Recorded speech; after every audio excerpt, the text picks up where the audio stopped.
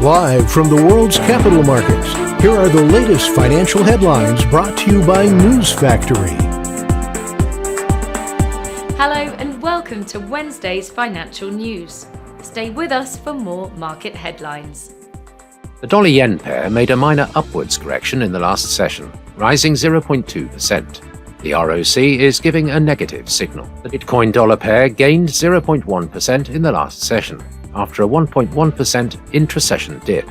The ROC is giving a positive signal. The gold rose 0.9% against the dollar in the last trading session. The MACD is giving a positive signal. The oil-dollar pair skyrocketed 2.2% in the last session. The MACD is giving a negative signal. Coming up, the choices from our chief analyst for today.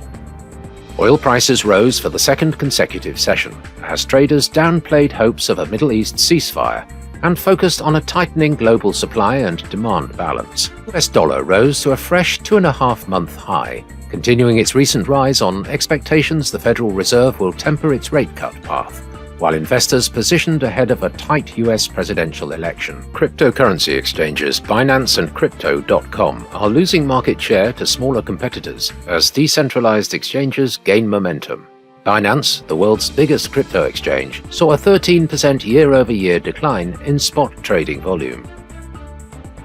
Those were today's major economic events, and now moving on to world financial headlines.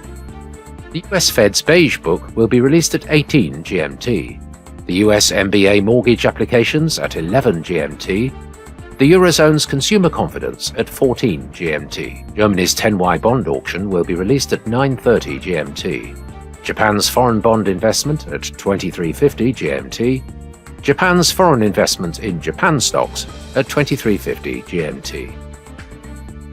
We hope that you've enjoyed Wednesday's market outlook. On behalf of all of us here, we wish you a productive trading day. Be sure to join us tomorrow morning for the latest news and events from the financial markets.